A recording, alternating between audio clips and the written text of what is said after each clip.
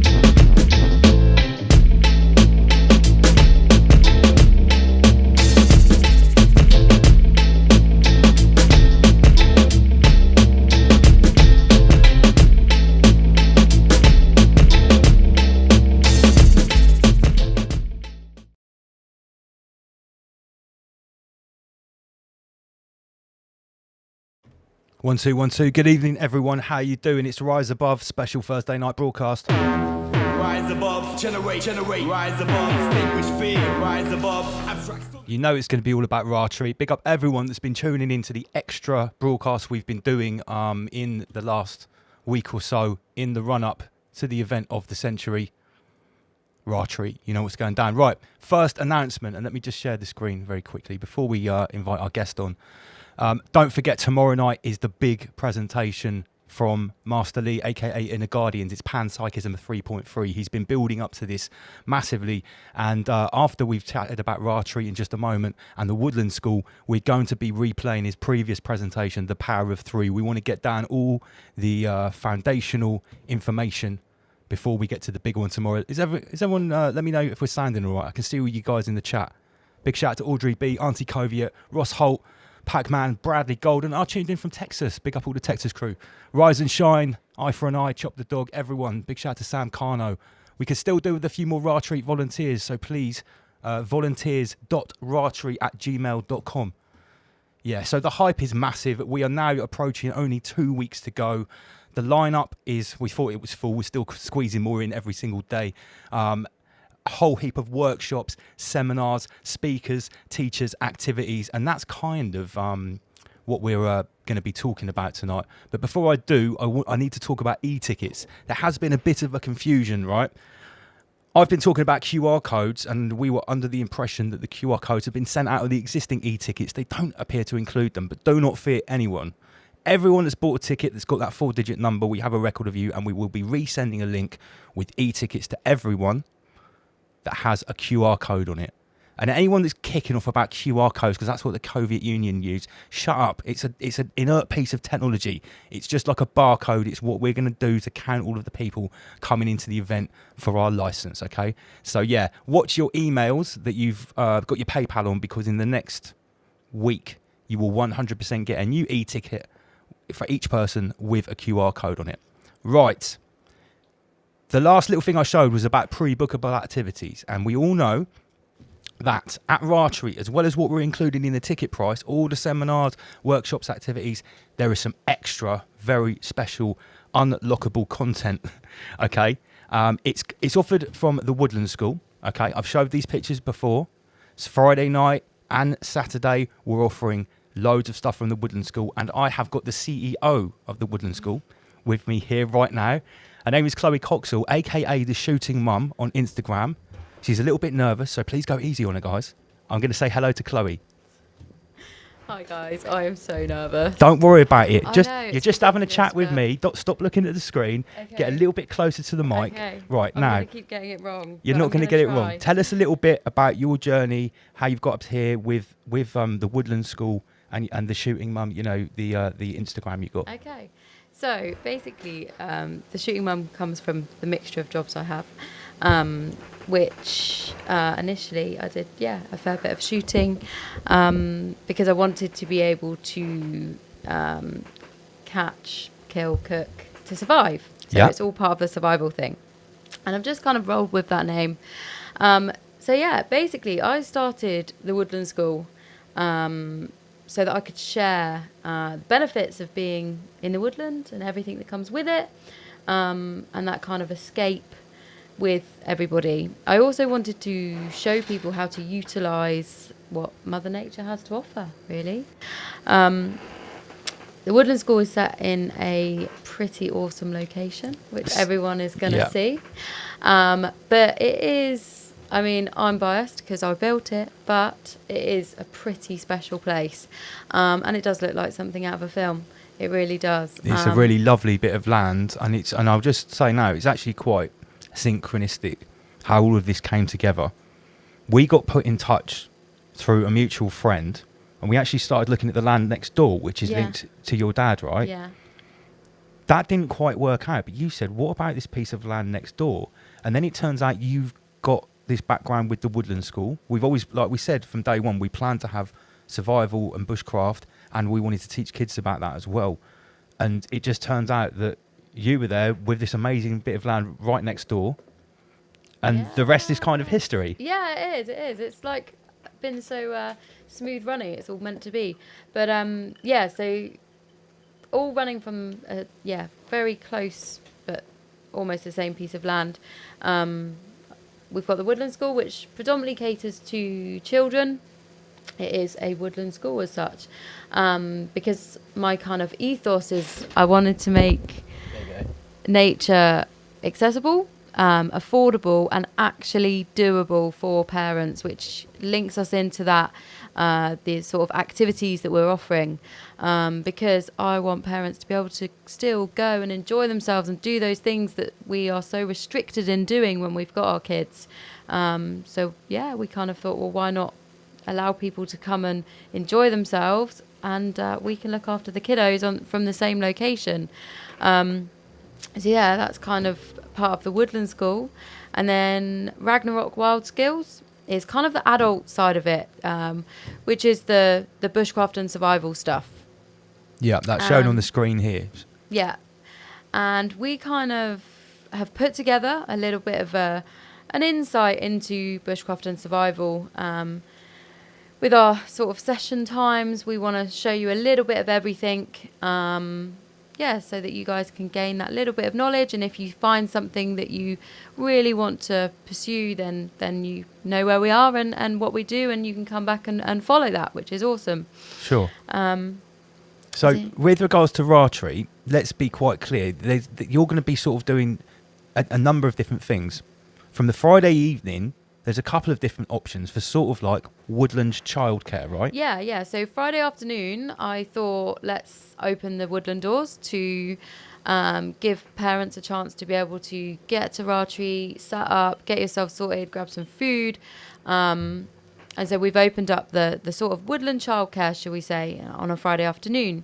And then staying in with sort of staying on the same path as you guys, we thought let's give back a little bit. So let's do the Woodland Cinema, which again, it means that you guys can go and enjoy yourselves, knowing that the kiddos are looked after, they're safe, they're enjoying themselves. So that's why we put on the Woodland Cinema for £1. Yeah, so for anyone that hasn't looked at our schedule yet, it's quite important because basically from 6 we're doing like the opening ceremony on the main stage. So the idea is, like Chloe says, is when you get there, you know, if you've got the youngsters and you want them to be like, you know, entertained and looked after by professionals and maybe learn some woodland skills, that's actually starting at, what is it? So 3 o'clock. That's actually available from 3 o'clock on the Friday. Yeah. So in between 3 and 6, it's £10 an hour per child, which is very reasonable for professional childcare, let alone, what else have we got on here? So let's have a look. Woodlands, crafts and games. Yeah, so basically within the Woodland School, we have got so many things to offer, which we, on any of those kind of session times that we are looking after the children, that woodland childcare as such. So we've got woodland crafts and games, pretty much as it sounds, where they can make all sorts of like natural dream catchers and things like that, but mainly it's out of natural resource. So we really show the children how to use what's around them, so that we're not paying out loads of money on all sorts of plasticky resources. Awesome. We're going to do some basic children's bushcraft. So again, just teaching them how to utilise what's around them. Den building, because everybody loves den building, especially children, and it's a real good activity that gets everybody moving, working together, and that kind of thing. Storytelling, all of us love talking. We also love listening. So I think it's great. The importance of reading, is really well known. So yeah, we thought, why not? And we have got an awesome woodland playground with rope swings and all sorts of bits. I've seen and bobs. It's the ultimate woodland playground for children. It's brilliant. It is. And then we have got a few other bits that we can do with the kind of older children, so we can make some primitive tool making, but some like little bows and arrows and Oh wow, things that sounds fun. with the older ones. So what you're saying here is, through what you've got on the menu there for the Friday open, woodland and wild ones, that can actually be tailored to the age of the kids, their capabilities, whether they just want to sort of play with the leaves and make bug hotels, or they're going to actually sort of, you know, craft something that they can take, you know, away at the end of the session and show everyone. It will sort of be tailored, yeah, that's exactly what we've gone for. Excellent. That's so exactly that what I wanted when I asked you to do this. That's brilliant. That's it. So we can cater to everybody, so that we're not having, and also it allows all the children to play together, and we're catering to everybody, and we're not having that separation of the younger ones and the older ones. They can all be in the same area enjoying themselves with whatever they choose to do. Yeah. No, that just to recap, that is £10 per hour per child, or there is a deal, £20 for 3 hours, and I would challenge anyone to get professional childcare for £10 an hour anywhere. That's a brilliant deal. But we're giving back straight after that from 6 till 8, the Woodland Cinema. How's that going to go down? Yeah, so we're encouraging you to bring the children with their blankets, their sleeping bags, whatever. We're going to provide some hot chocolate, and we're just going to try and use it as a bit of a time to kind of settle everybody down. All the children are going to be highly excited, just like all of us adults, really. But it just, again, it gives you guys a chance to go off and go to the welcoming ceremony, and we can make sure, the kids are all chilled, they can enjoy a film, and then, ready for when you guys come and grab them, and hopefully they'll settle down and, makes that first night easier. Sounds great. So, guys, these are the pre-bookable activities, which are purely for children of all ages. And to book these activities, you call Chloe on 07540 091 459 or email TheWoodlandsChoolDorset@gmail.com. All of these details are in the welcome pack that's coming out to everyone that's purchased a ticket. If you haven't already received it, it will be coming to you in the next couple of days with all of these graphics in and all of the opportunities to book. Because I've got to say, these must be pre-booked, because Chloe needs to know how many people she needs to employ to cater for everyone. We know how many tickets we sold, but we need to know and have this pre-booked in advance. So this is Friday. Right, we're now going to move on to Saturday, because obviously on the left, we're offering the same stuff for the kids on Saturday starting at 10, right? Yeah, well, I wanted to try and, again, make it accessible for everyone. So I thought, let's offer a full day Woodland School, so that parents can know that the children are enjoying themselves and they can go off and do what they want. And then if there was sort of courses or whatever that people want to go and do that are just an hour or a couple of hours, again, we just thought make both options there for parents. So, for instance, if you are absolutely dying to come to Master Lee's first principles of self-defense, you cannot miss it. Both parents have to be there, or one parent, whatever, and you need someone to look after the kids. You can say, right, from 11:30 to 12, from 12 to 1, I need, can I book the Woodland School? But if you want to do it for the whole day, we're keeping it flexible. So it's there for, you know, for as little or as much as you need. Yeah, that's exactly what we're trying to do, and at a really reasonable price, so that it is accessible for people. Everything I price knowing that I've got 3 children myself, and if I can afford it. But yeah, I've dropped the prices even more just so that we can cater to everybody. So if, for instance, like if you had like, I don't know, let me say a 10 to 12-year-old, right, and you book them in for, well, it's only 10 till 3:30. It's not even a full day, so it's most of the day. Theoretically, if that kid, they could come away with quite a nice little bow and arrow or something they've been working on throughout the day, you know, or if they wanted to, a younger child maybe could have a chance to do most of those activities throughout the day. It's all on the menu. Yeah, it is. And there is so much to do, and there is so much variety, and I think that's the great thing about the Woodland School and the setup, the camp where we are, is there is just endless things for them to do. But it's also like the social side of it as well for the children. Like, how great is it if you've got a 10-year-old, a 12-year-old, and a 6-year-old that have all been in the Woodland School together. They go back to their folks who are then, like, you know, bumping into each other in the main arena and stuff like that. It's building friendships. It's building I can tell you, we from ticket sales, including day tickets, we've got just over 30 children in the 5 to 15-year-old range, not counting under 5. So, you know, that's a good group. Even if half of them books, there's definitely a chance for them to make some friends there. You know, we've got and it's a good age range of kids that's coming as well. So we're trying to make sure we cater for everyone, whether it's just a drop in when you want to go to the meme workshop, or you want to do some yoga, you need some childcare, or you want your child to get the full smorgasbord of woodland activities throughout the whole day. Either way, pre-book with the details on the screen. Let me just make it big again in case you're looking on your phone. Telephone number and the Gmail, which is the woodlandsschooldorset@gmail.com. Okay, so that is pretty much what's going to be offered for the kids, and I can see that. I like the look of Bug Hotels. That sounds like really a lot of fun for the younger kids. Green woodwork and whittling. I remember the first time I ever was given a Swiss Army knife from my dad, which is probably, I think it was on my 12th birthday. I must have whittled sticks for a good 6 months straight. I don't think I did much else. I remember that as being a very satisfying activity. Okay, so I think we've covered the kids. Now it's time to get a little bit more interesting. Now you sell this stuff as Ragnarok. We've just called it Ra Treat, Bushcraft and Survival. What is the Ragnarok training all about? So basically, I wanted to put that little bit of separation in between children and adults, hence the two names. All of which run from very similar location. But yeah, so we have put together some bushcraft and survival sessions for you guys, just to give a bit of an all-round introduction to those skills that are quite vital and have been lost over time. Yeah, I mean, at the end of the day, we talk on the show a lot about self-sufficiency, about the all of the different apparent agendas that are being thrust in our face. Cyber Polygon, the internet goes down, a loss of power, a societal collapse.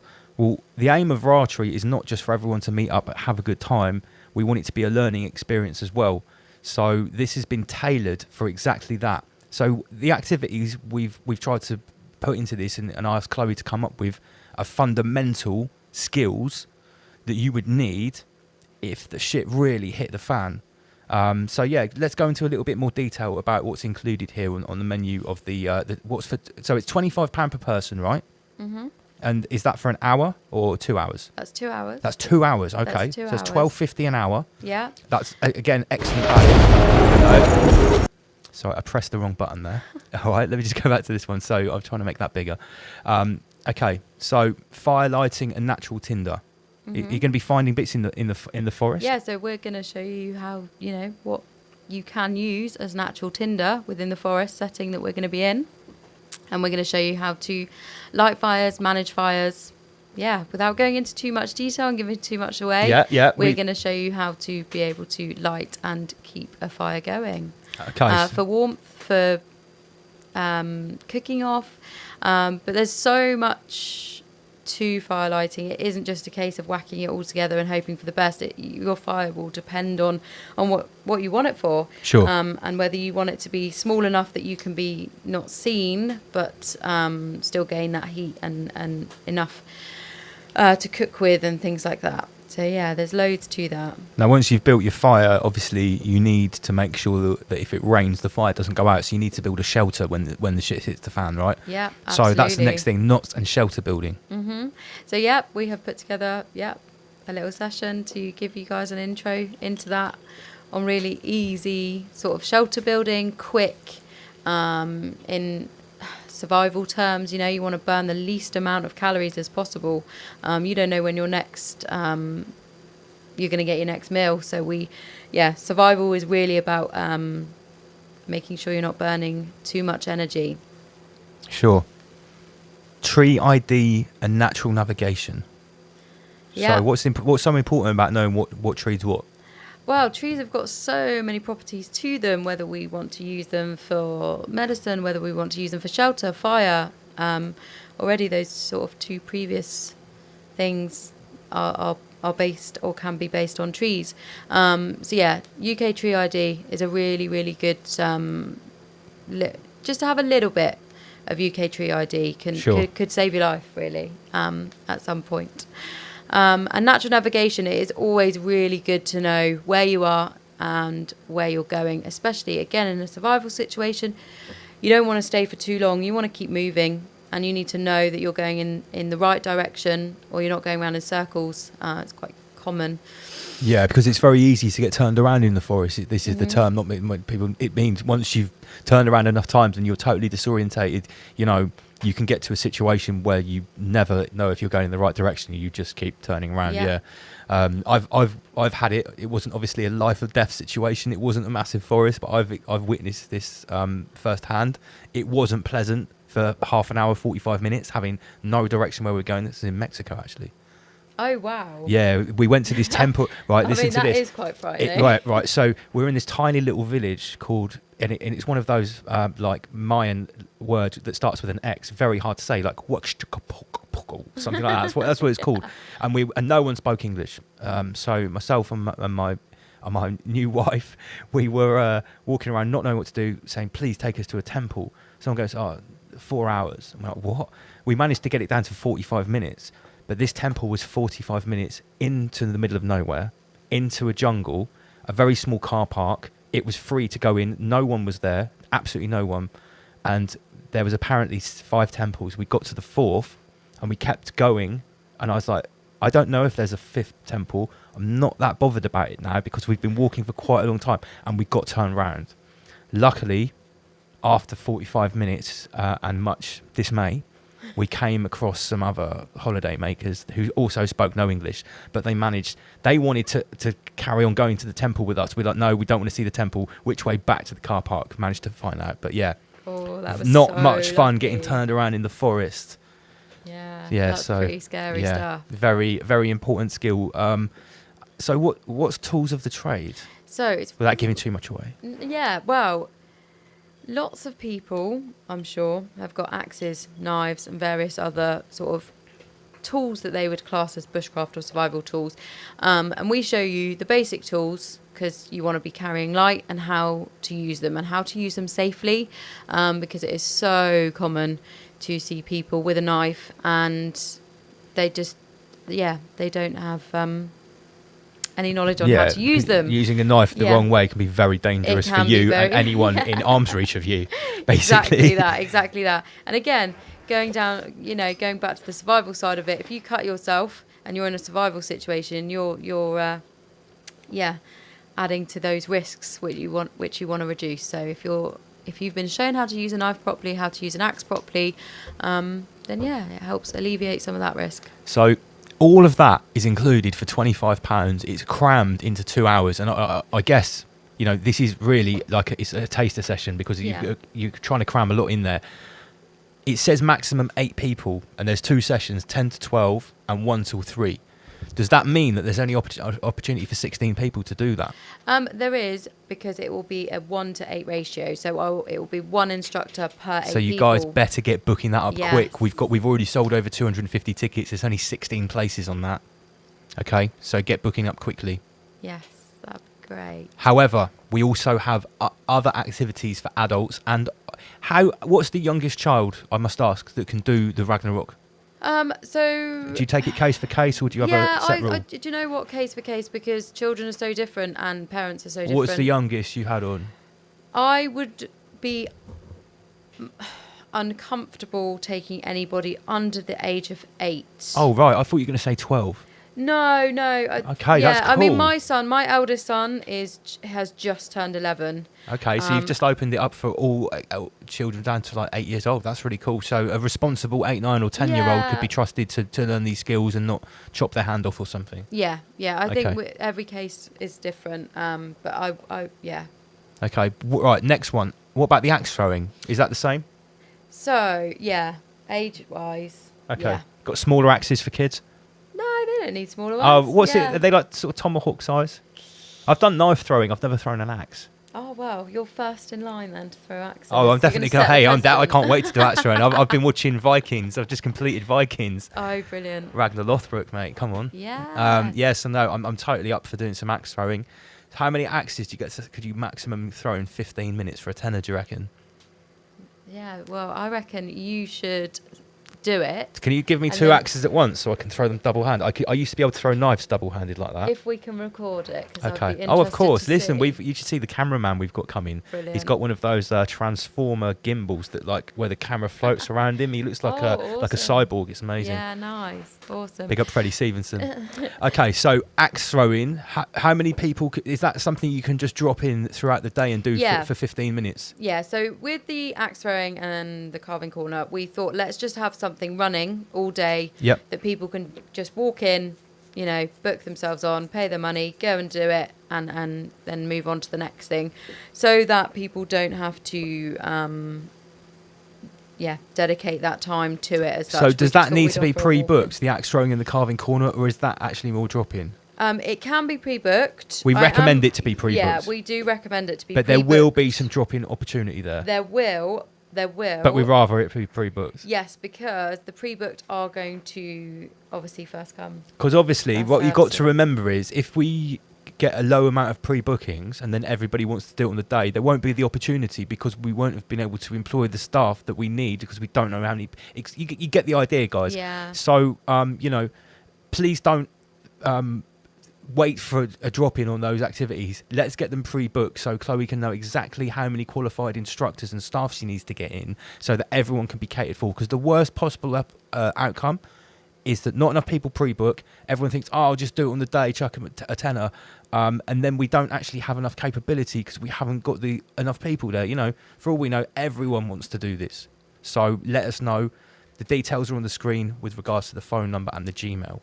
Right, let's talk about the carving corner as well. So it says here, £15 per person, including a blank. Which what's a blank? What do you carve So a on? blank is a piece of wood ready for people to carve spoons. Oh, right. So it's about making a utensil. Yeah. I like that. So that's something that theoretically they could go and use around their campfire Yes. to stir a soup. Yeah. See, that's the idea. You're going to actually take something away that you can go back to your raw camp and cook with. Yeah. Not like some useless plastic Chinese toy or something. This is going to be a utensil that you can use. So it's £15 and 10 people in at a time. Okay, but that's running throughout the day. Yeah, but see, with Carving Corner, I wanted to create that woodland, almost like woodland lounge, right? That we're going to have that fire going in the middle. We're going to have that kettle boiling in the middle. Get everybody in, sat. We'll show people how to carve spoons. And then what I'm really hoping is that those 10 people with a few sort of coming and going because it's not set. Once people sessions. see everyone else's spoon, there's going to be a massive queue. It's like, please, can I make a spoon as well? Once Well, everyone's coming away with their nice, shiny rise above spoon, come on. Well, I'm hoping people that are into that will really gravitate towards that area, and I'm really hoping again people are gonna be sat there carving but talking, building friendships, and that's the thing that I'm super keen on is when I walk in and check on that sort of spoon carving session as such, that's what we're creating there is people sat really enjoying. Maybe if people forget to bring enough cooking utensils, that will actually create a surge for the carving corner. It's like, oh, can you go and make like a fork? We need a spoon. But just to let you guys know, the HR department will be selling some essentials. I might even get a couple of like 2-man tents in case, because let's face it, out of 300 people, there's definitely going to be one person who either forgets their tent, brings the wrong tent that doesn't work or is broken, or they've lost all their pegs or something like that. Absolutely. So I'm thinking, does the little shop on site, you know, the mini stand, what does it have there? It's got a few bits, marshmallows, biscuits for like s'mores. Does it have camping equipment? Very limited. Okay. Very limited. But there is a few bits and bobs there. A couple of hammocks, a couple of tarps, paracord, and bungee that I've kind of put together and chucked out there. That's useful. All right, well, we'll have a conversation and we'll make sure we don't step on each other's toes, because what we want to make sure, because if anyone forgets something at Rattree, how near is the closest shop? Like Tollpuddle hasn't got a decent shop, has it? Neither's Berregis. So you basically be going to Dorchester or Wareham to get a proper shop to forget anything. So you're talking about a 10-mile journey. There might be a supermarket within 5 miles, a small one. But yeah, so guys, the welcome pack that's being sent out to guests and staff, it sort of outlines like what you need to think about. And the very limit. This is proper off-grid camping, isn't it? It is. It really is. Camping. It's wild camping. Completely wild camping. You know, this is not a campsite, although it is. You know, we've rented the whole site. It is a woodland site, which is beautiful, and each of the pitches are basically quite far away from each other. It's not like you're all crammed into a field, guys. There's water taps. We've put in 6 extra toilets, which are getting cleaned, an extra clean on a Saturday. I paid extra for that. I thought that was smart. Yeah, that's a smart because move. we're going to be on site earlier during the week with the build. The volunteers are turning up on Wednesday and Thursday. By Saturday, those toilets probably need to be emptied. So I paid extra for that. That's coming out of our pocket. You can thank us for that later. We're not going to have any dirty festival toilets. No way. Yeah. So I think we've covered everything with regards to what's going down with the Woodland School and with the Ragnarok bushcraft and survival training. I can't stress enough, guys, if this sounds good to you and you want to make the most of our treat, get on the phone to Chloe. Obviously, not right now because she's here and this is live. Don't phone her now. I hope you put your phone on silent. I did. Good. When I walked in and saw this setup, I was like, phone on silent. The only thing we haven't got is the red light outside saying live. Like I will get that soon. I have a little button here, just like stay out, peasants. So yeah, can't stress enough. As soon as Chloe, what time is it? 34 minutes past. Oh, Master Lee will be here in 10 minutes. Sweet. So yeah, as soon as Chloe clears off in about 10 minutes and I say goodbye, you are free to bombard her with phone calls and emails. If you want to ask her any more questions, but more importantly, get some activities booked in. Yeah. Because the more bookings we have, the more we can cater for everyone, and that means nobody gets left out by... don't do lastminute.com. Do booking.com. Yeah, pre-booking, please, because then we can cater to everyone, because the last thing that I want is somebody to come to the Woodland School or to the Ragnarok stuff and we have to turn you away because we just haven't got the capacity. So yeah. And here's the thing to consider as well. Although we've already sold over 250 tickets, the head count of Rattree is already like 400. I know for a fact that some bookings that Chloe has already got are from staff that are working, that are doing the training. They've already emailed me and said, is my shift going to be at 10 to 12 on Saturday? I was like, I don't know yet. I've booked for bushcraft. So listen, we're also going to have a whole influx of people in, what's the date today? The 25th. In the next 5 days, because there's another payday coming up. So we're going to sell a shitload of tickets right before the event. Some of those people won't have an opportunity to book with Chloe and they will be begging to do it last minute. So don't be one of those people that can't get on this. Make sure you book. Send Chloe an email or give her a call. How do you take payment over the phone, or do you have a portal? Email people Bank details. Yeah, just do a backs. Yeah. Okay, awesome. Yeah, and it's all very reasonably priced, guys. Effectively, these prices are subsidised. I would challenge anyone to go and do survival training or get any childcare anywhere near these prices, let alone on beautiful woodland site in the middle of the coolest esoteric retreat that's going on this side of the Crater Realm. Yeah, it's Ra Treat, everyone.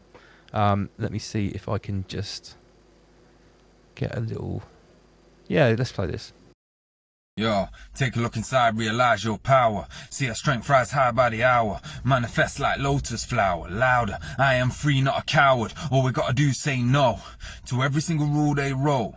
They're trying to murder our children, revealed, and they're running like Usain Bolt. From the AI to the GMO, from the fluoride to the Pope. You better stay wise to that fear, bro, or your mind will erode. You'd be suffocating your youths in mass, you'd kneel to Satan on doorsteps. You'd poison your children with that vaccine, feel no way to have more tests. But I got control of my life, and with the love I'm holding on tight.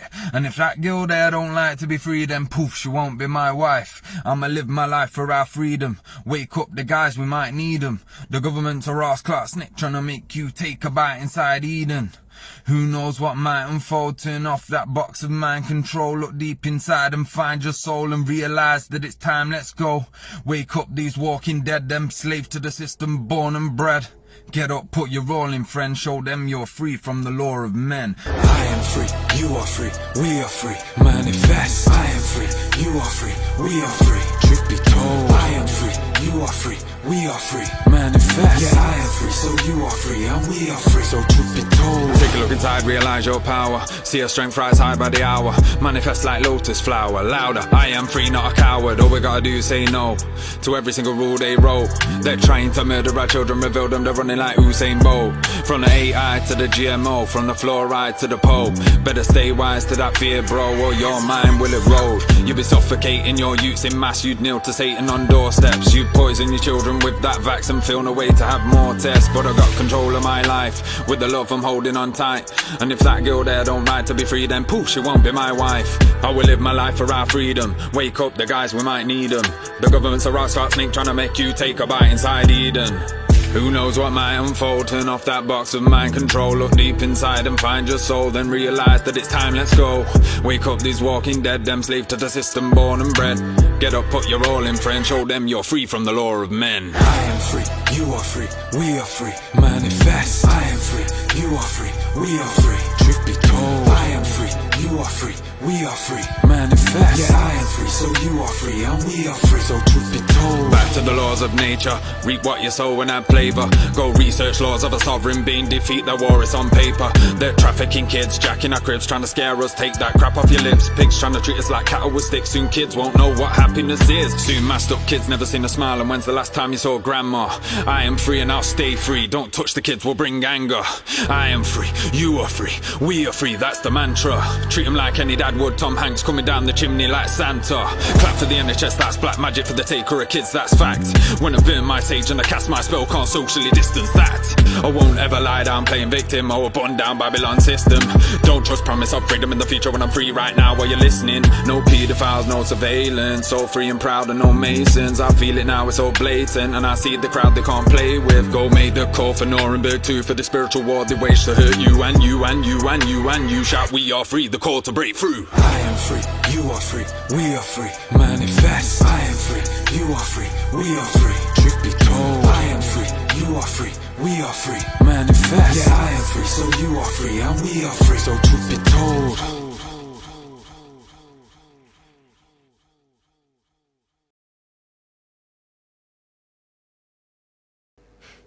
Rise above, weasels. What's going on? Well, I would like to say, although she's already left, I would like to say a massive thank you to Chloe. I hope that gave everybody a little bit more detail about what we're trying to offer in the Woodland School and how important it is that you pre-book if you are coming to Ra Treat. So basically, I am now just waiting for the arrival of Master Lee, because you guys are very, very privileged this evening, because Master Lee's going to join us for a little bit to sort of give us a little pre-chat into what I'm going to show you tonight, which is his amazing... Anyway, I'm not going to even talk about what I'm going to show you tonight until Master Lee comes on. In the meantime, while I'm just like mucking around, I'll just play something like this as a little intro.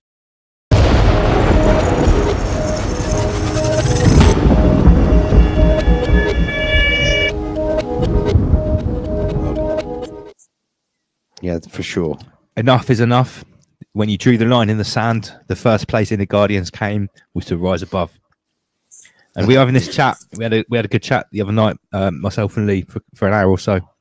He was talking. I was like, mate, I'm so pleased he's come onto the stage, onto the channel and everything. And do you know what he said? He said, rise above. The reason that I like it, the reason it resonated with me, he said, it's like he said, Lance, what you done? You made a table. You made a table upon which people can come, sit, and they can feast upon ideas, discourse. And that really touched me. Do you remember this conversation, Lee? Yeah. And this is what this is, guys. This is we've got 140 people tuned in, which is fantastic. You know, a lot of streams would die to have 140 people tuned in at one time. We get a couple of thousand or 1,000 people tuned in every week, which is amazing. Big up everyone that tunes in every week. I think the reason everyone tunes in is because we're providing a table to talk about the alternative, to talk about the occult, to apply it to real world situations that we are seeing around us in our daily lives right about now, in the media, in things that are being thrust in our face. And we're just speculating. Just speculate. We're sharing lots of ideas.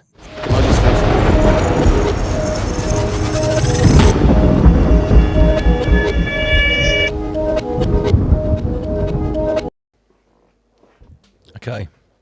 Yeah, that one's called This Is Why We Built the Table. I think it's nice to have those little look backs. What has been said. What was the flavour of the moment? What was the vibe like a year ago, 6 months ago when we were doing the show? I'm really enjoying these little look backs, whether it's Black Market, whether it's, the reruns that I've done in the last week. Yes, Rise and Shine, the presentation that's coming up. I hope Master Lee's coming because he sent me a message at 8 o'clock saying, what time did you want me on? And I obviously didn't see it. I've sent him an email. Hopefully he's coming. I'll play a music video in a minute just in case he doesn't come, because it'd be nice to have an intro. Yeah, the next thing we're going to show is the edited version of episode 33. And for anyone that's been following us and what's been going on this show, you will simply know that is really the episode that changed everything. Nothing was the same after that. Big shout out to ZYX, Holistic Media, An Eye for an Eye, Audrey B. How many people we've got tuned in? 78, not bad at all. I tell you what, while I'm getting hold of Master Lee, I'm just going to play, what is that one? I think, yeah, we'll just do that.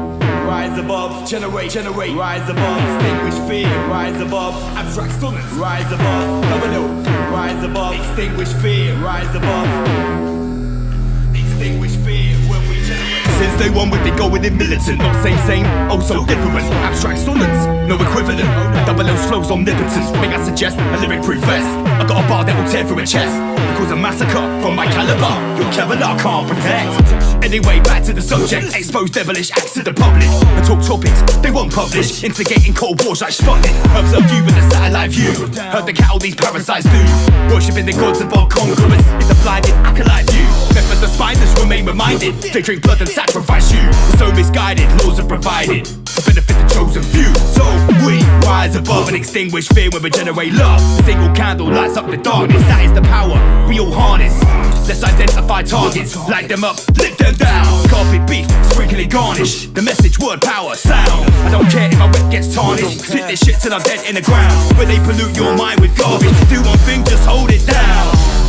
Rise above when we generate, rise above, generate, rise above, extinguish fear when we generate, rise above when we generate, rise above, extinguish fear when we generate love.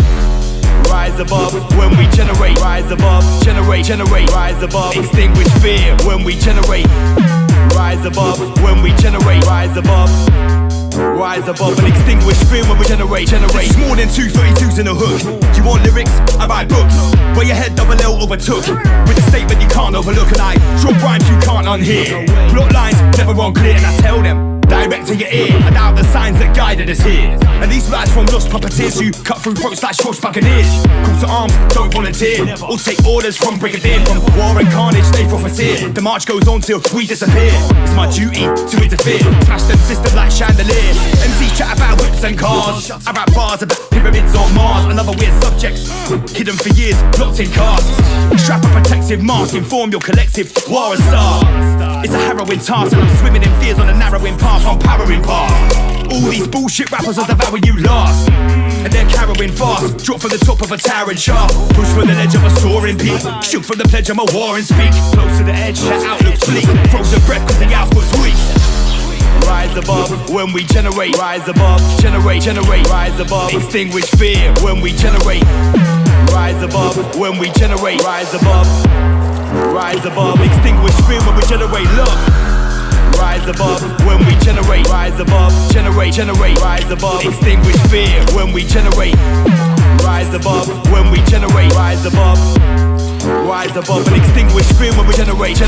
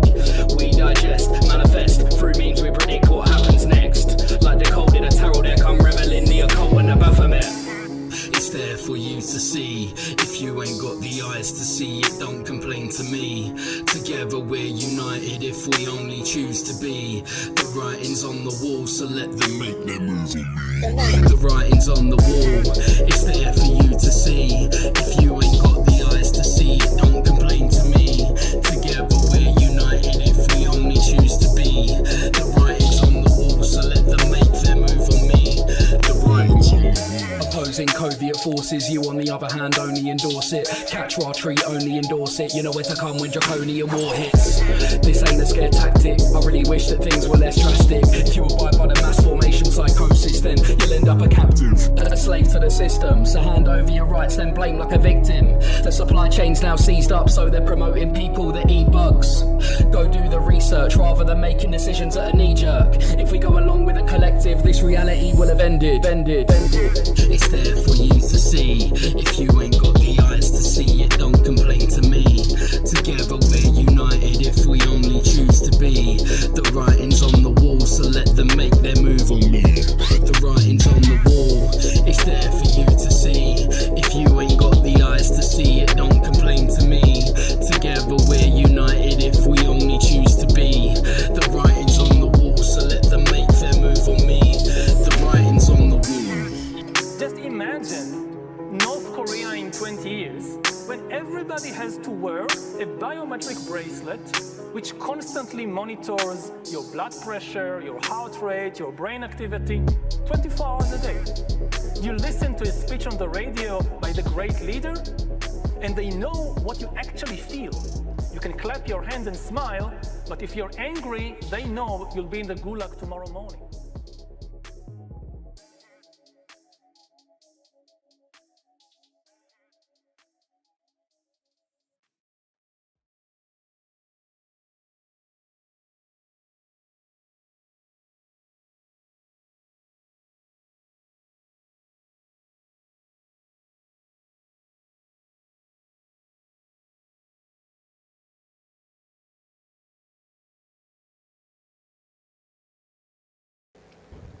Okay, I'm just going to chat for a minute while we wait for Master Lee.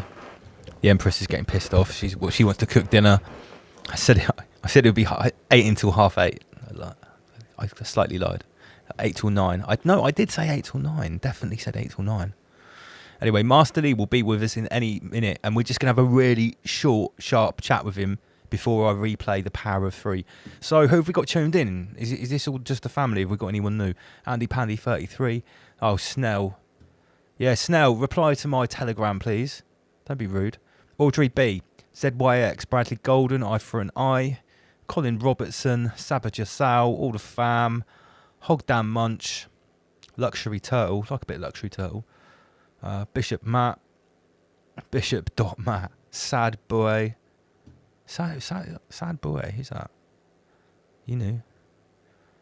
Yeah, big shout out to everyone. So, yeah, raw treat sales is going well, but today is the 25th of August, and I've got a feeling with the payday coming up, we're going to have a massive glut of sales. I'm going to have to release some more tickets. I'm going to have to do it, but it's all good.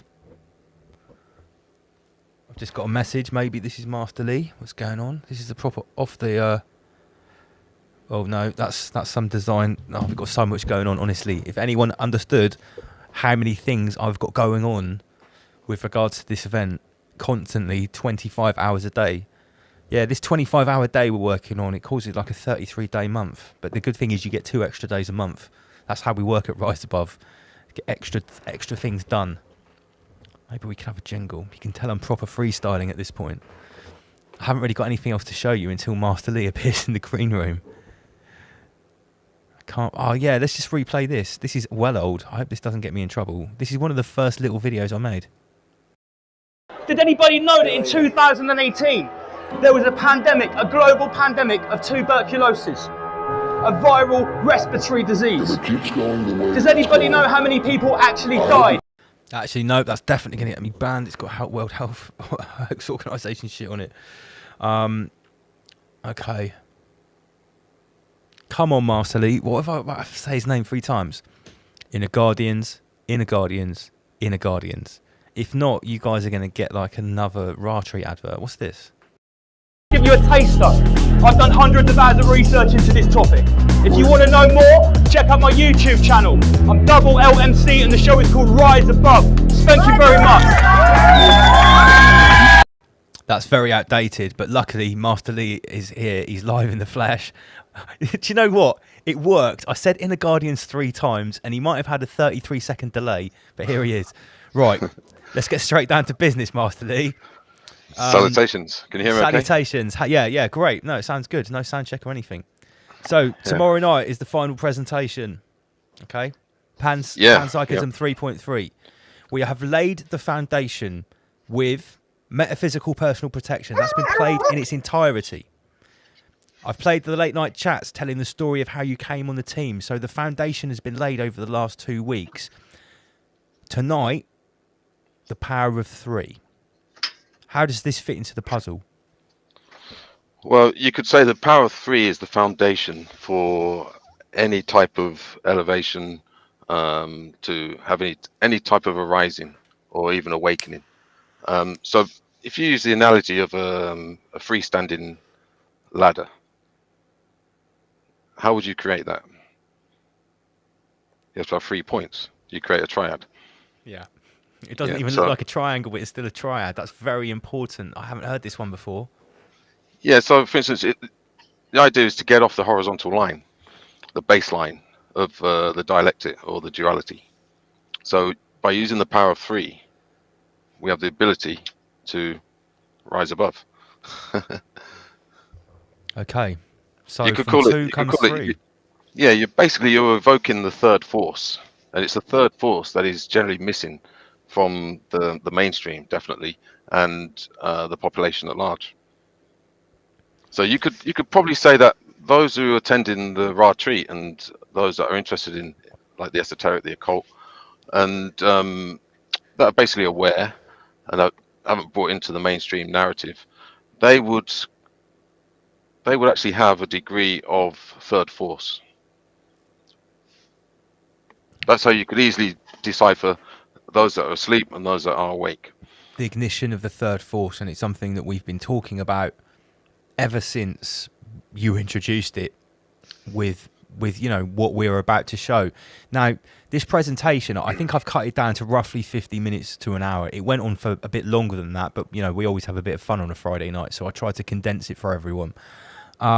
This is from episode 33. Now, for anyone that hasn't followed us, you joined us in episode 17, which is halfway to 33, give or take 0.5. Okay. Coincidence. Yeah, by occultists, you know, 17 is referenced a lot. Generally, it's thought to be halfway to 33. Now, I don't think it's any exaggeration to say we knew. Hey, the build up to episode 33 was big. We put a lot of intent, and we paid a lot of attention to what a milestone episode 33 was. Now, we were already having the 33 phenomenon quite heavily and. Yeah, you could say, intensively before episode 33, but I don't think I'm exaggerating to say that everything changed after this episode, right? Yeah, I think you could describe it as the invocation of the third force. So those that participated in anything like this, they would have possibly harnessed more of the third force. Now, it's when you're in the third force that you could say I don't really like using the word supernatural, because it's actually natural phenomena, but for the sake of communicating, if we say supernatural occurrences or synchronicities, you could say. Yeah. Well, listen, if I was seeing 33 3 times a day before this episode, now I see it a minimum of 33 times, and we joke about this all the time. We send it to each other in our group. Since the third force was ignited, it's just 33s here all the way down. But the thing is, if I could do a whole show just out of the messages, emails, texts I've got, and what people send me on a daily basis of them having exactly the same phenomenon. And most of these people have seen this episode, followed us on the journey, but not all of them. Some of them just follow me on Facebook, which I find quite crazy. And these people, not all of them are really rise above adepts and watch the show all the time, like I said, but they are noticing the power of 3, and that's what this presentation is called. And we everything for us has been up to gear since this happened. And for me, this was a happening. This wasn't just a normal episode. This was a happening. There was something, like you say, that was invoked, something that was erected.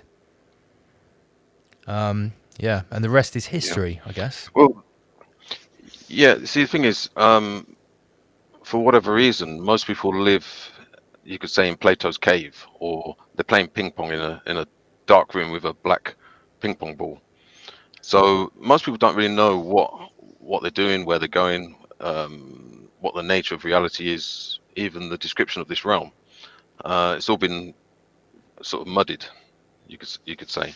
So the foundation of the law of 3, it gives you could say, the beginning or the baby steps of having a map that actually may match the terrain.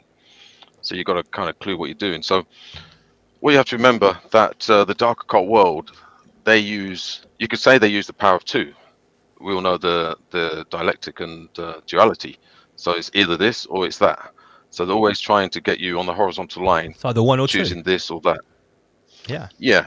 So when we move more towards reason and critical thinking, higher consciousness, and things that pertain to those things, we're looking for the third option, the third force. Now, and this is what they're playing around with. And the number's 33. It means a lot of things. I mean, even in this presentation I gave, it doesn't give it to its fullest meaning. And also, it can be used for other things. It can also be used for absolutely nothing.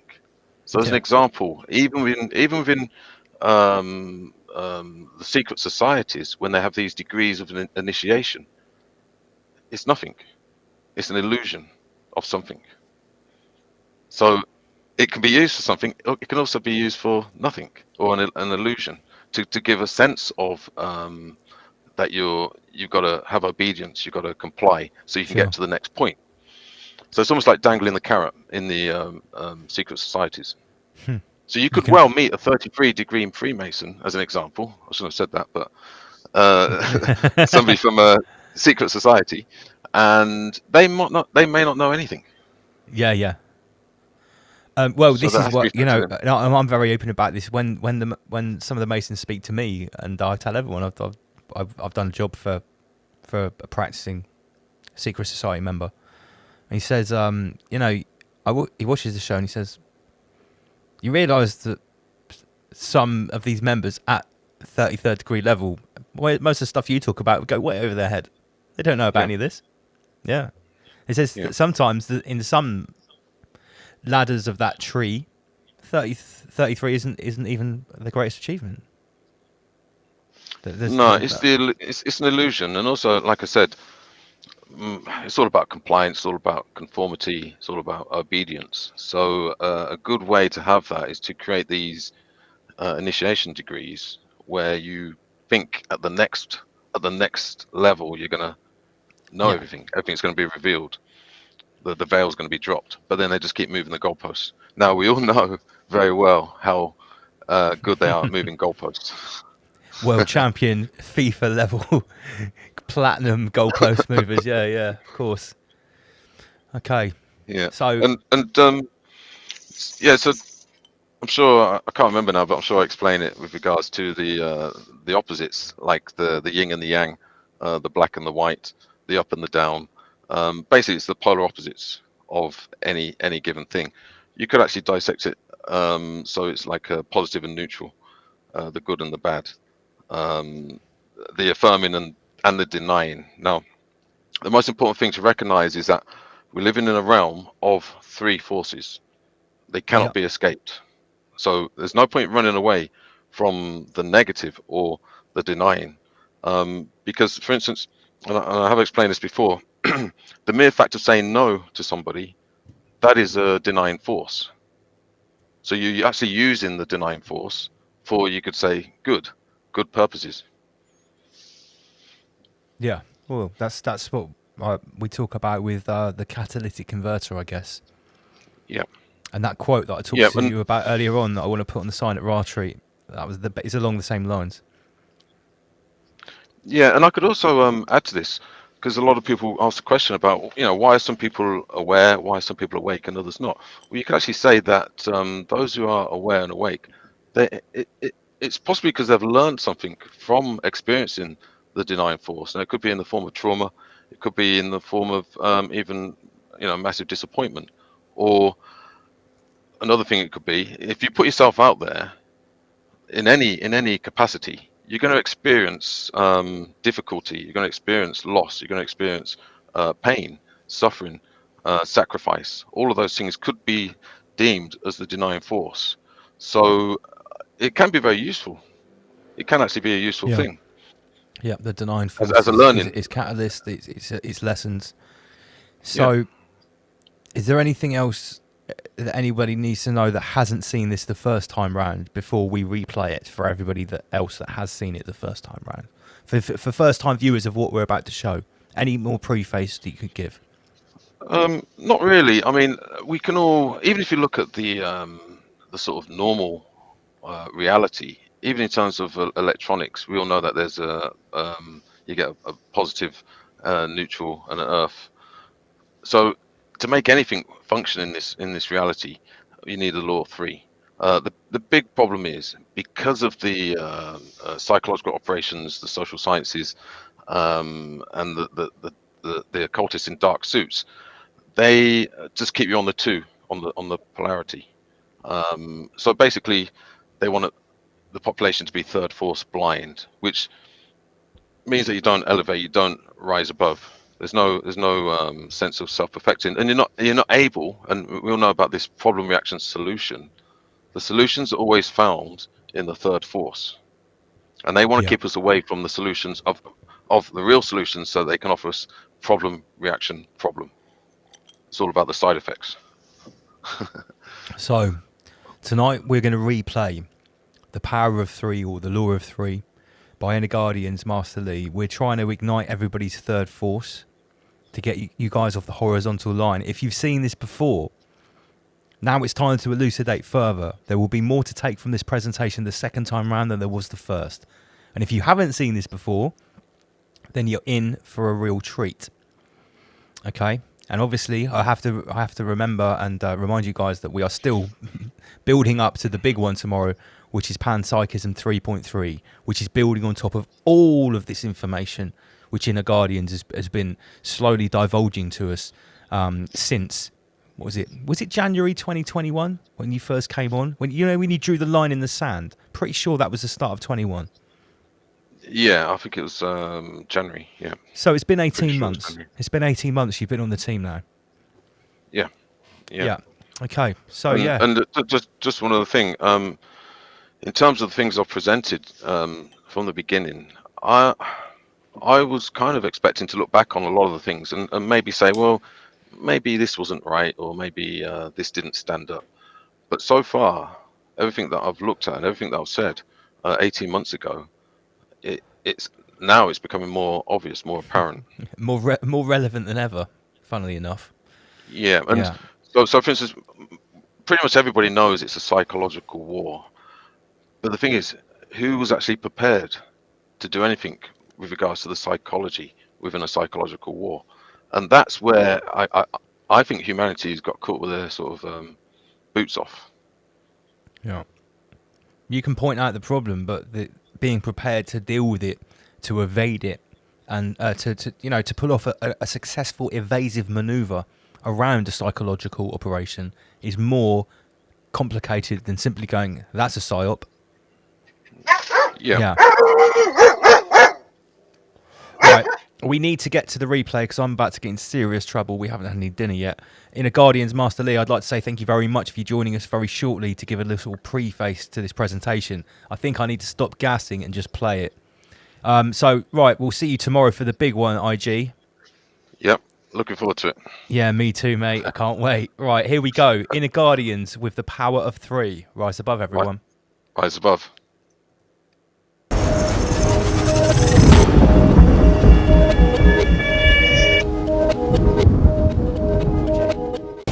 Well, let me ask a question. Go on.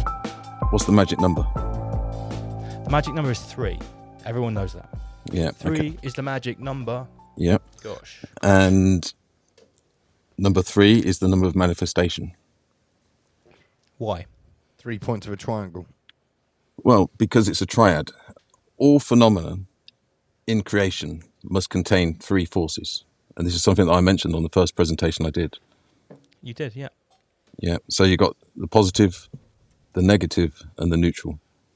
I also mentioned that we are the neutralizing force within this realm. That is our purpose. Right. So first principles. So like I just mentioned, all phenomena is or must contain the 3 forces. There's nothing that exists in this realm and other realms, as above, so below, as within, so without, that does not contain the 3 forces. So this is why the number 3 is very, very important. Now, 2 forces come for free, as in free, F-R-E-E. You need a third force. So who has the third force? Who controls the third force? And how do you get the third force? And what is the third force? So I'm just going to lay out the first principles to get us started. Now, without the 3 forces, nothing can manifest in this realm. Humans cannot do anything without the 3 forces. Now, if something doesn't contain the 3 forces, it means, well, if you don't control the 3 forces, it means that it simply happens. So I'm sure most people in their lives have felt the phenomena of things happening to them, that they're not in control of their lives, or things happen in 3s. Yeah, buses come in 3s. So we already get the gist of this, and we already understand this. So, for instance, you could be at work, you could be trying to get to work, or coming back from work, anything like that, and things are just happening. You're not in control of the situation. Okay, so that's how we define happening, as opposed to manifesting. So when something happens, it means that there's 2 forces, but you do not control the third force. Somebody else does, or something else does. Okay, so something to elucidate on. Right. So who is in control of the third force? Where do we get the third force from? What is the third force? Like I've already mentioned, we get two for free. So we get the duality. They come free of charge in creation. So your left and your right. That's included. Yeah. That comes free of Free charge. of charge. You can just have that. Now, whoever has the third force controls. Now, this is where we go into the realms of changing your life, revolutionizing your life, manifesting the life that you would want to live, as opposed to being a victim of somebody else's third force. Now, the third force definition would be the quality of your consciousness. Okay, so this is another very important aspect. Now, going back to the numbers 33. So we've already established the law of three, or the three forces. Now, why is there 2 3s, 33? Well, there's a number of things that could be. One of them is the left and right side, which is 2. So we understand that as humans, we have a left side and a right side. That is a natural phenomenon. So it's 2. So you've got the 2 3s. Now, going back to the number 3 and the third force, that would also indicate the middle path. So I think you'll find that most religious traditions talk about or mention the middle path or the narrow path. Okay, yes. So that is a clue of what the third force is. Now, the third force is also where the solution is kept. So whenever you've got a problem, like in division, it's the third force that is required to establish a solution. I use the term, three-way thinking. So when you encounter a problem, you need to look at it from the perspective of 3, as opposed to should I go this way or should I go that way? So you apply the third force, you become the third force, and that's where the solution is hidden. Now, for those that control this realm, or their aim is to control this realm, they need to hide the third force from the individual. So they know about how this works. They know the science behind manifestation and creation. Now, the problem is we're not taught this at school. This is not included in our education system, which basically means that we're kind of handicapped, because we've only got 2. The controllers have the 3, or the third force. And they'll use many mechanisms to insert the third force artificially. So then we actually end up doing what they want. So it's a mechanism of control.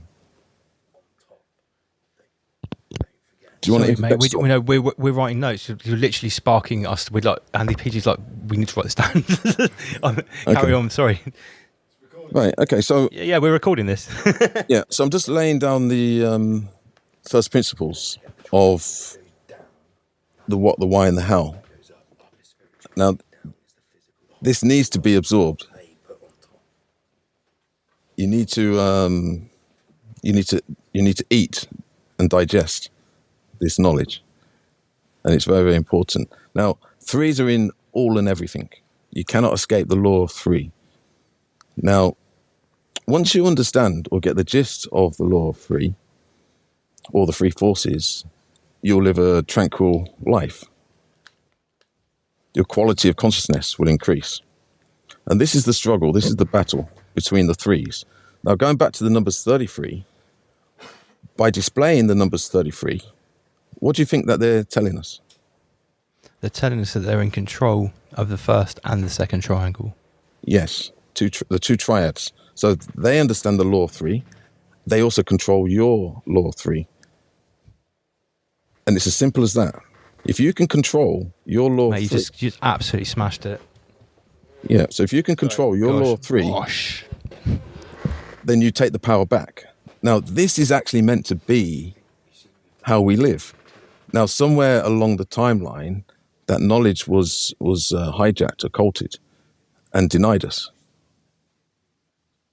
So when they display the numbers 33, they're basically saying, we have our 3, we control our 3, we also control your 3.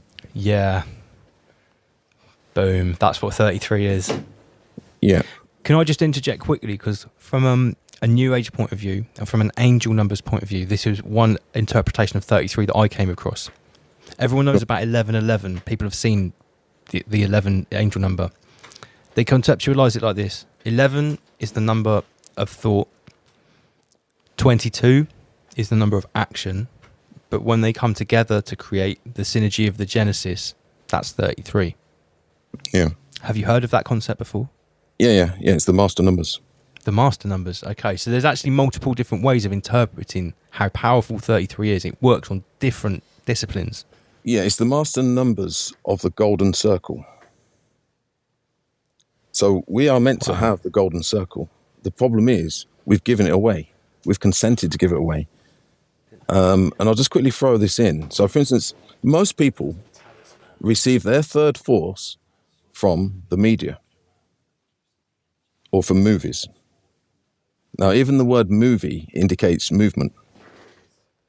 That's a clue. So a movie is about movement. Yeah.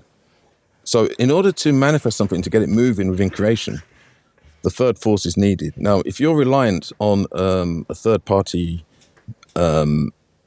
movie or media, that means that they're programming you to project something that they want, and it's not in your favor.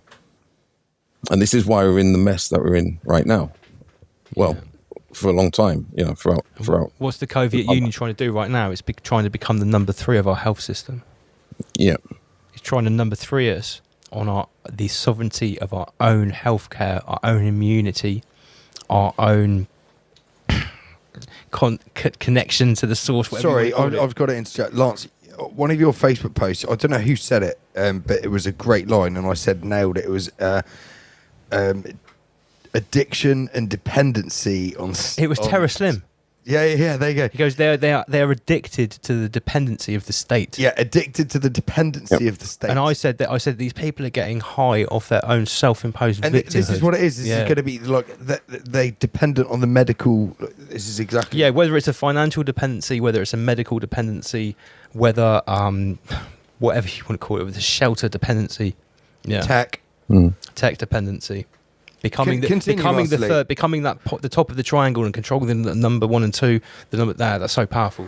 Yeah, I mean, there's so many. I mean, look, I could really go. I mean, I've got much more to say, but I could really go into detail on every single point. So even like a pyramid. Standard. So the pyramid, we can all agree, is very symbolic, and the Freemasons use the pyramid. Now, how many points does a pyramid have?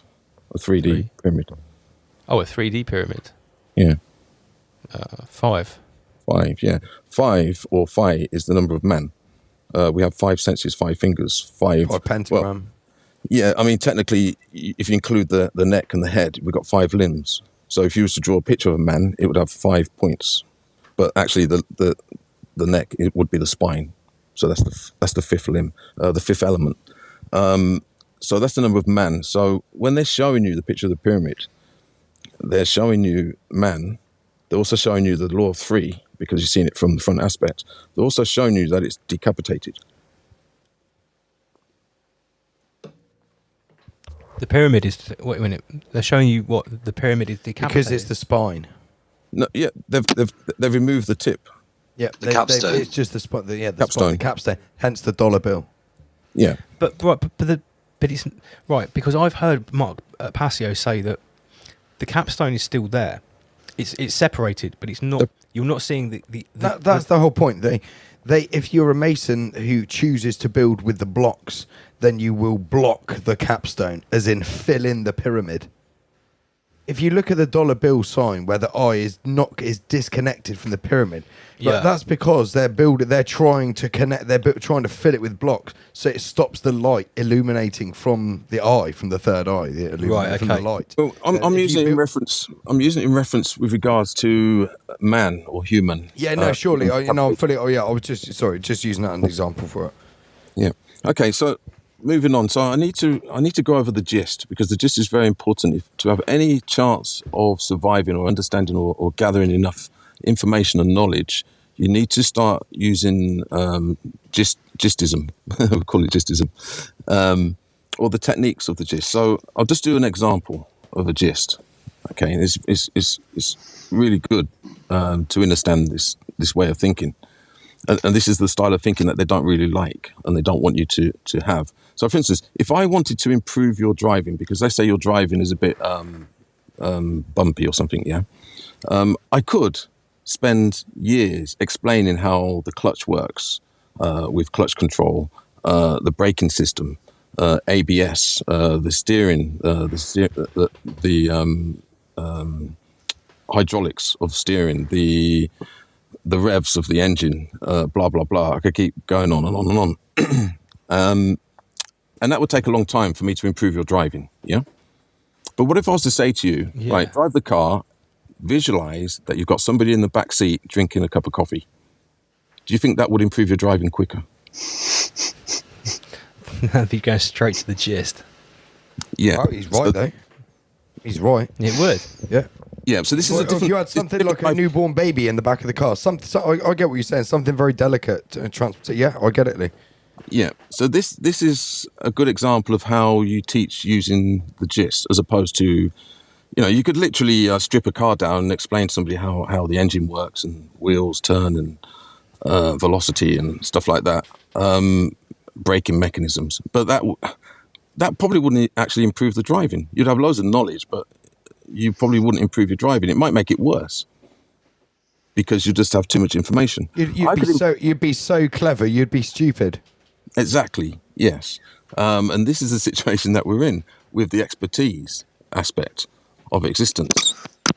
Now, going back to the driving, I could quickly improve somebody's driving just by saying a sentence and getting them to create imagination, visualization. And that would radically improve their driving within seconds. And this is the situation that we're in right now, that we need to, bear in mind we're thousands of years behind in terms of our education because we've been denied, not through any fault of our own. I would say after 2020, if anybody is not up to speed, it's probably because of their own doing. As of now, their own choice. Yeah. They're choosing ignorance over knowledge.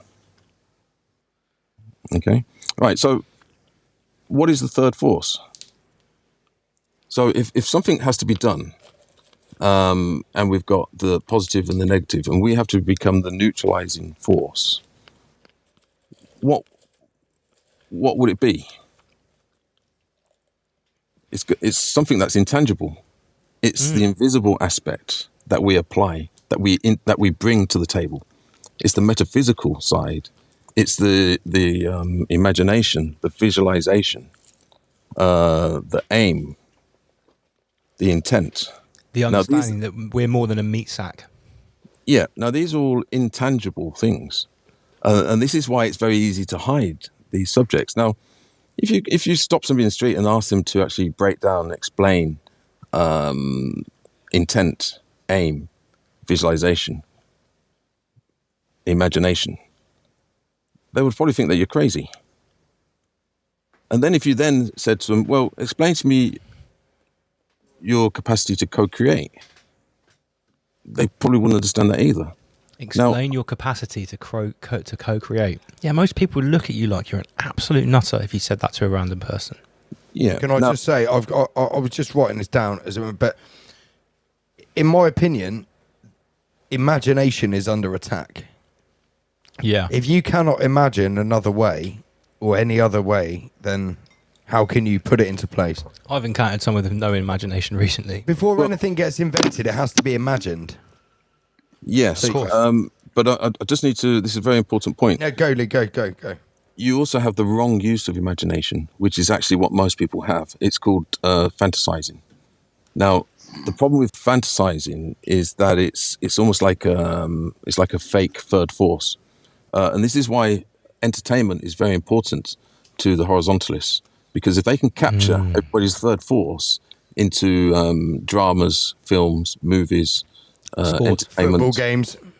Yeah, so they capture your third force. Now, once they've done that, it renders you back into position where you need to be controlled, because everything's just happening around you. And this is what we're seeing right now. So people would happily give up their third force and then complain the next day why they can't control anything in their existence. And we'll see this on a daily basis. You know, people will be entertained one day and then complain the next day that everything's not working in their favor. Now, a student of mysticism, esoteric knowledge of the occult, they're on the path of self-mastery. Now, self-mastery is one who understands the law of three and can apply the third force. Remember, the third force is the intangible aspect. Now, the other thing you have to factor in, that there's you've got different types of triads. It becomes very complicated because everything has the law of three, but inside the law of three, you have the law of three, and the law of three, and the law of three, and it goes on. So everything in this realm is a manifestation of triads. And you'll have positive triads, negative triads, and neutral triads. Now, the real art, and this is taking it like to the other end of the spectrum, a master is somebody who can apply the correct triad to the correct situation at the correct time. For the most part, most people are using the wrong triad at the wrong moment. In fact, they don't even understand the triad. So they're using somebody else's triad to solve a problem not of their making, using the wrong triad, which creates another wrong triad, and it just goes into a downward spiral, descending spiral. Hence the 33. Yeah. So the number's 33, it symbolizes control and self, or the mastery of others, self and others. So three is self-mastery. The other three is mastery of others. Put the two together, it gives you total control. So real control is that somebody doesn't know that they don't know. Yeah, they have no idea about the level of their own ignorance. Exactly. Yes. So those on the path, what I mean. That's what I mean. You're so intelligent, you're stupid. Yeah. I mean, there's many ways of. Some of the most intelligent people are like bafflingly stupid. Hey, my dad's a certified genius on paper, academically, and he's double AstraZeneca. There you go. And he couldn't even fathom that somebody might be. Did you see the official doing something nefarious behind the scenes? The official news report today, there were 4 million or 5 million doses of the glorious gift from the stars that weren't even approved by the EU, and now the people that have had it can't fly. That's official now. Yeah, that was a conspiracy theory a little while ago. Last week, I think it was Alex Wright, the guest who came on. Yeah, unfortunately, I had to listen to what he said after the show. He made some very good points. And one point that he made, was it his father who was an accountant? And he said that he didn't understand a very high-level accountant, yeah. Yeah, and he didn't understand the fiat system. He hadn't even heard of it. He didn't just understand it, mate. He had never heard of the term. He said, what's that? Yeah, so that's a good example of expertise, but lacking the third force. So that would be a good example. Now, okay, so I'll use the gist. So, for instance, you've got the positive, negative. You've got the building, and you've got the destruction forces. So we understand that something goes up, something goes down, something is built, something is destroyed. Okay, so we understand that. So if we use a house as an example, so somebody could build a house, but somebody could also burn it down. Building a house is actually not that difficult if you're given instructions. Burning a house down is even easier. You just light a match. Now, both require a little bit of effort. Okay. What would you say is the third force of building a house or burning it down? What was the force between building a house and burning it down? No, so for instance, we've got building a house would be the positive force. Yeah. Burning it down would be the negative. What would you say is the third force? We're talking about the gist of a house. So third force would be maintaining it. No. No. Just no. So what force would contain the building of a house and the destruction of it. It would be the designing of the house. The designing of is intangible. You could design a house in your own mind. Now, when you're designing a house... I was going to say the foundation.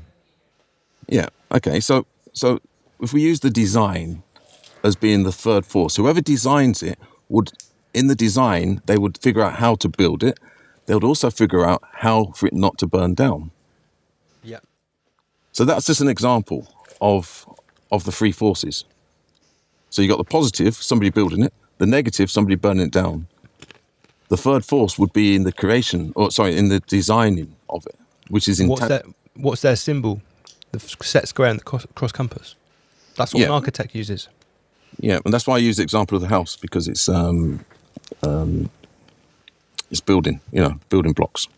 I didn't even go into their belief system of what they call their deity. They call him the grand architect. Yeah. Yeah. Yeah. So the ultimate designer.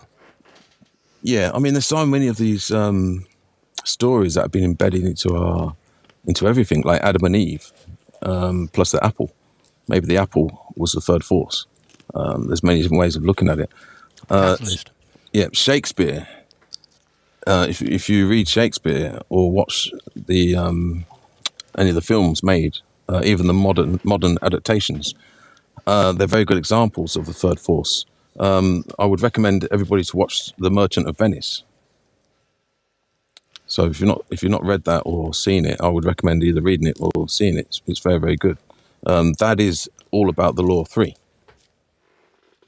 So, as we know, the merchants of Venice were the Venetians or Phoenicians or the Pharaoh-ish, the same Canaanites. The ones we're talking about. They were the merchants of Venice. Yeah, I can't remember the names of the characters, but the gist of the story is that somebody borrows some money, and if he doesn't pay it back, he has to give a pound of flesh. Yes, 3-3. Yeah. Yeah. Have you read it or seen it at all? I only know about it. I've heard about it secondhand. Okay, I know it's a very pivotal novel. This is new to me, Lee. Right, okay, so one character needs money. Another character lends him the money. The deal is if he doesn't pay it back, he's allowed to take a pound of flesh. He can't pay it back, and it goes to court, so he has to give a pound of flesh. Okay, so he's in trouble. And just before he's about to cut his chest muscle out, the third force appears. The third force is another character who says, hang on a minute, in your contract, it doesn't stipulate that you're allowed to take any blood. So yes, take your flesh, but if you take a drop of blood, you're then guilty. So he's stuck, he can't do anything. So it's kind of a... You can't take the flesh without the blood. Yeah, and he didn't write it into the contract, he just said... The devil's in the detail. Yeah, I actually made a note about that. Yeah, the devil's in the detail. So that's just that's just an example of how you can see the third force in action. So the third force is actually it comes back to the design, because the design was the person that wrote the contract, the person that didn't check the detail about the ins and outs and the intrinsic details of the contract. Yeah, you can't actually cut without having the blood. So that comes back to what you were saying about the house analogy, yeah? The third force is the design. Yeah, and what are we seeing right now? It's all in the detail. It's all in the contract. It's all in the consent. First mate Pete, he already said that quite possibly he could have just walked out and got around it, contractually or by not signing. Yeah, not signing the paperwork. And, we find this with a lot of things that's going on right now. And I think... my opinion of this is that we're being shown, literally in 3D, right in front of us, the third force and the law of three. It's playing out for us all to see, because we all understand about you have to wear a mask, unless you don't want to. Yeah, you. It's say no. Yeah. So, a few years ago, let's say 5 years ago, I could have sat here and tried to explain this to everybody. And you wouldn't be able to have a direct, real experience of it. I can guarantee everybody, you can go out tomorrow, go about your business, and you'll encounter consent, contract, agreement, acquiescent. And all these, Yeah. It's been played out in real time now. Like there's so many working examples of it in your day-to-day life. You can't get away from it. Yeah, and this goes back to what I keep saying this about the so-called Great Awakening.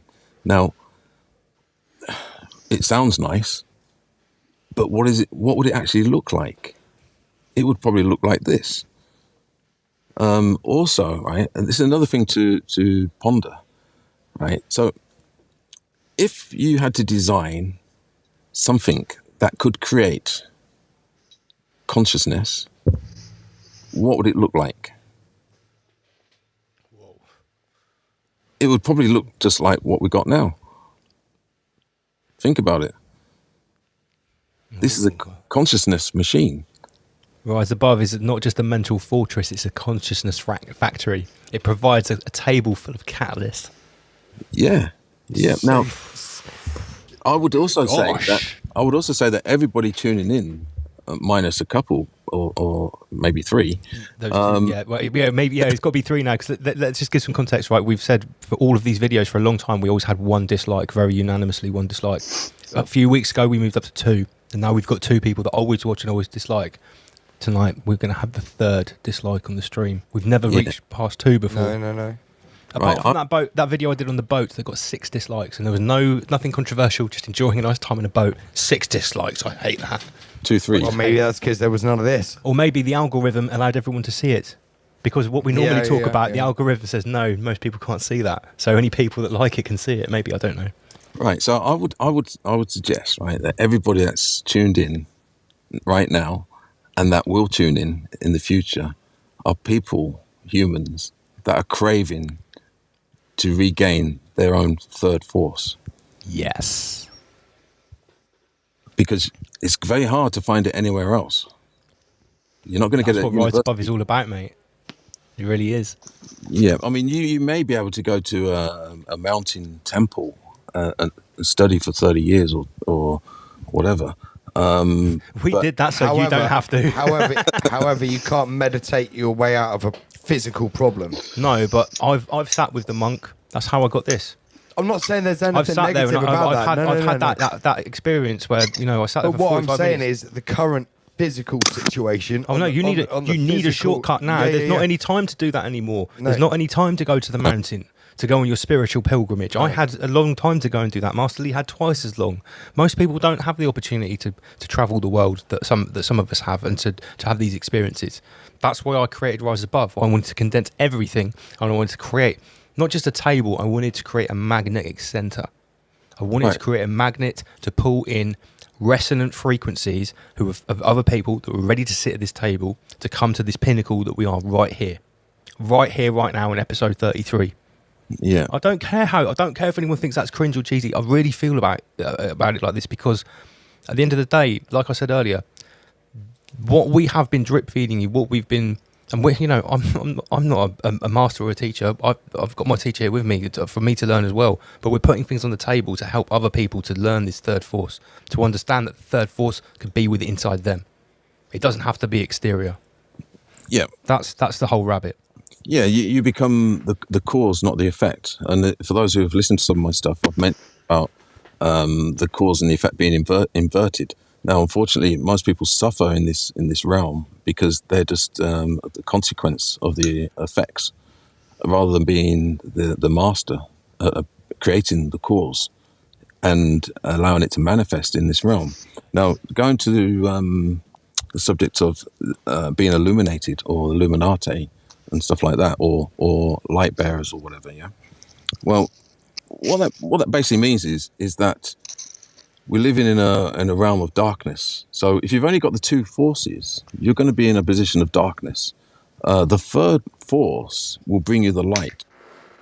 And with the light, you'll be able to see the world as it is. And that's the most important thing that you can, that should be your greatest ambition. To see the understanding has to come vision. You have to have the vision before you can even begin to understand. Yeah, understand. And you need the light. I mean, I can go on a tangent. You know, light is about is connected to fire.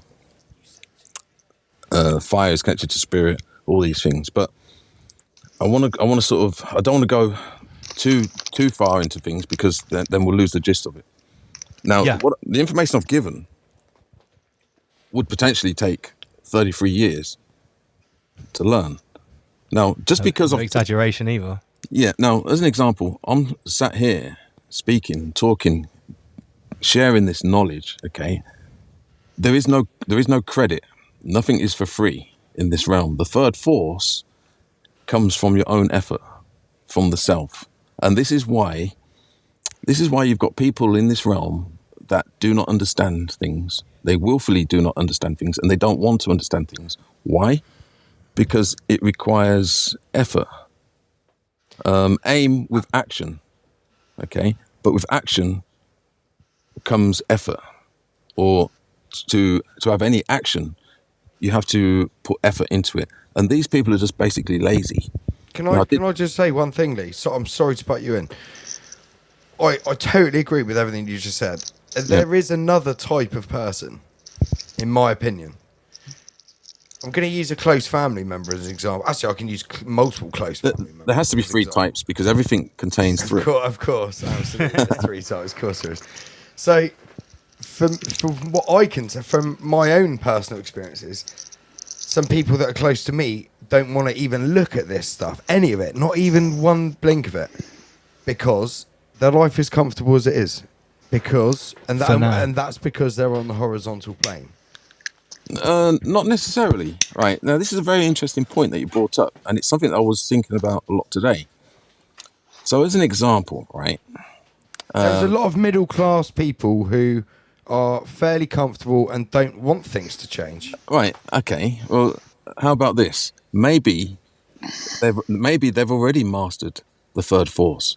Maybe their reality that's manifesting in front of them is fine. Absolutely. Yeah, so they could actually be closet 3 forces. But from a spiritual point of view, from an onlooker like myself, it's satanic. Because it's just about the physical, and it's all about and no, non-transcendent spiritually, or anything more than being physically comfortable yourself and your friends and loved ones around you. Yeah. Well, this goes back to something that we've mentioned many, many times on Rise Above, that if we just focused on all the problems, we would never, ever get anywhere. At some point, you have to go back to the first person, which is yourself. And so you've got this information. What are you going to do about it? Now, whether these people have already gone through that, I don't know. Maybe they did it in previous incarnations. Now, they could, I'm not saying that they are or they're not, but it's a possibility that they already understand the law of 3, and they've already created in their local reality the perfect world. Sure. We have to consider that. Now, as an example, I've met many occultists that you would never know they're occultists. Occultists the whole point of the word occultist is hidden. Yeah, so, an occultist could be a millionaire driving down the road in a Rolls Royce. It's not for me to judge. I don't know. I don't look like a light occultist. Exactly. From what the mainstream. I'm not going to say the word normie because I hate it, because I never use that. You've never heard me say the word, but anyone who's not into occultism or the occult, they wouldn't think of the type of person physically would be me, who would be into this kind of esoteric stuff. Yeah, and also, for instance, you could walk down the street and the homeless guy... Or you, Lee, is somebody who can quite easily rip someone's head off, who does it for money, or who has done it for money, as a professional fighter, they wouldn't necessarily think you were into light esoteric teachings. Yeah, exactly, yeah. And by the other token, could you be an occultist and not even know it, Lee? Yes and no. It's a tricky one. Okay. The mere fact of not knowing would probably indicate a sort of low quality consciousness. Yeah. I would say that you're just lucky that you've fallen into a positive triad. Okay. Is happening for you. Or it could be, right? There's so many factors, right? So as an example, you do a lot of work in this life, but you don't fully achieve like the perfect life or existence. But because of the work you've done, that may carry through to the next life. So you could be born into a far better situation. But generally speaking, right, when it comes to this question, if you're too wealthy, that indicates you're polarized in one end of the spectrum. If you're too poor, that would indicate that you're stuck in one side of the spectrum. In order to get the perfect triad, it means that you'd be somewhere in the middle. So, for instance, if you can't eat, you're going to spend all your time searching for food. Equally, if you've got too much money, you're going to be spending all your time in trying to control others. Well, or just being in pleasure, or worrying about losing all your money. The thing is with that, when you've got unlimited money, you've got unlimited access to physical, plain, horizontal pleasure. Yeah. Right. You can. I mean, I wonder how quickly that wears thin. This is what I say to people all the time when they say, "Oh, why would people want to do this? Why would people want to do that?" Yeah. Well, when you've got all the money in the world, when you can have all the physical pleasure in the world, how quickly do you think that wears thin? And after that, what do you think you're going to want to do? You're going to try and control others or fuck with the peasants. Yeah, that's the law of diminishing pleasure. So we all know this, you know, like you buy a nice car, it's great, and then after a little while you start to look at it and you think, oh, I'm bored of this car now. I want to get a bigger one or faster one or smaller one or whatever, yeah? That's lawful because, remember, nothing in this realm, it goes up and then it comes down. Yeah? Things degrade. It's, second law of thermodynamics. Entropy. So, yeah, so part of the work is that it has to be maintained. We have to, so same with the triads. So just because you've got a triad one day, it doesn't mean to say that you're going to be successful the next day. It has to be maintained. This is why I mentioned it in one of the YouTube comments that for a man number 7, it's no easier than a man number 1. Everybody has to work equally on whatever level that they're on. It requires effort. In order to have any action, to have any manifestation, it requires work. This is why it's called the great work. Sure. Absolutely. The thing is what you consider the great work. And this is where it comes down to, when we're talking about Freemasonry, this is when it comes down to what you choose to build with the light or with the bricks. And that's what your definition of the great work is. If you define the great work, if you're building with light, then that's to help others, self and others. Yeah, and also we have to acknowledge that we are in this realm. So there's no point in me sitting on a mountaintop just meditating and being light. We've got a thing called housekeeping, which means that we have to keep our house in order on a 3D mundane level as well. We're all stewards of this earth. Yeah, whilst we're on it. Yeah, and there's a responsibility. We're here for a reason. So, for instance, even the Gnostics, and they see this realm as under the demiurge, and that you need to get out of this place because it's not a good place to be. Even the Gnostics have to recognize that we're here for a reason, and this is a school. This is like a university of sorts, and you know, you do a 3 or 4 year degree, 5-year degree. That takes a lot of effort, a lot of work. Sure, and at any point you could drop off. If you fall into a negative or descending triad, you'll drop out. In order to maintain an aim, it requires conscious labor and effort in order to create actual work. Yeah, and remember, life, by its own definition, is fluid. It's movement. It's all about movement. If there's no movement, that means there's death. Life means movement. Energy. Yeah, and it's always in a state of flux, and it's always waxing and waning. We've got the sun and the moon. We've got the polar opposites. We've got the electro, and we've got the magnetic. And there's movement all the time, as without, so within. So, for instance, one day you wake up and you'll be in a good mood. The next day you wake up, you'll be in a bad mood. Quite often, somebody will go to sleep at night and say that they want this, and by the time they wake up in the morning, something else in them says, "No, I don't want it." That'll be the division. That will be the two forces. The duality. Yeah. Now, the only way that you can reconcile those two opposing forces is to be and bring in the third force, Now, only adults can do that. And this is why I make the reference to adult babies. And going back to what I was saying, like why some people do not understand what's happening right now is because they're receiving their third force from the BBC, from the media, from newspapers. And we can see this on a daily basis with people we work with, our family, our friends. You try and talk to them, but they just don't understand why, because they're third force. Now, for instance, I can figure out... It's corruptedly.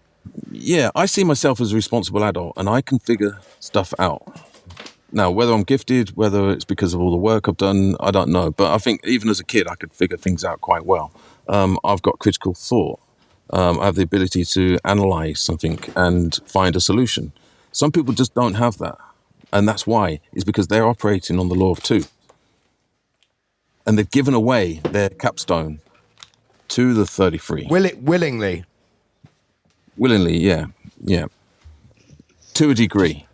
I've just been listening from upstairs. The stream sounds absolutely mint. Well, big up everyone at Restreams. When you said to a degree, they have been tricked out of giving it away, yes. Yeah, yeah. But that comes down to their own... I won't say... Oh, it's Let's not go their, into it's not this. their fault. But let's be honest. If you're more concerned about the dollars going in your pocket rather than doing what's right in life... Can I say something? If it was then you're going to be in the shit. If it was that easy to coerce billions of people into doing it, why have it taken them thousands of years and so much effort to master it? It is not easy. How do we know? How do we know it's taken thousands of years? They might have done this in late 1800s. All right, well, let's take it back to observable history. They've been doing it since They might do this every other generation. Trauma-based mind control has been researched since at least the 30s. Yeah, we can certainly, hopefully, agree on that. I guess. Yeah. So, I mean, you can check how much money the CIA and these other declassified things have spent on, trauma-based mind control, psychological pre-programming. You can look into Edward Bernays and just listen to Yuri. And all these people. They've put a lot of effort and invested a lot of money in the last century into manufacturing consent, because that's what it's called, manufacturing consent. Yeah. It wasn't an easy task. No, because firstly you have to demoralise the nation. Yeah. Before you can Comrade Bezmenov told us everything we need to know. I can put this in one sentence. Okay, right. Go. Spill it. People do not know what is right. Okay? But they think what is right is what the majority is doing. And we're seeing this play out right now. So they don't have a moral compass, an independent moral compass of their own. They will just go and believe what is right to what the majority is doing. So if the majority of people are wearing masks, they wear masks. And because they follow that line, more people wear masks. So the majority rule. Now, the critical thinkers or anybody with a third force, they'll look at the situation and they'll say, I don't need to wear a mask, it's ridiculous. But they're going to be the minority. And this is why our friends and family that are still wearing masks, is because they don't pursue what is right. They only pursue what the majority is doing. The path of least resistance. Yeah, and those behind the 33, they know this. And yes, that's what they're doing. This. Yeah. Yeah, but what I'm trying to get at is they haven't come to this understanding easily from my knowledge, from my research, from my learning, my gnosis. It's taken quite a long time to get this right because, like we've said before, only 1 or 2 generations ago, if you wanted to pull something like the Soviet Union off, you had to use tanks and horses and 33 of Bill Gates' Porsches. I'm not so sure. Well, look what happened in the Third Reich. Look what happened in the Soviet Union. They had to use strong men. I think that's a different type. Look, right. I can explain this, right? Go on. Remember I said this is the final frontier, okay? They've conquered everything.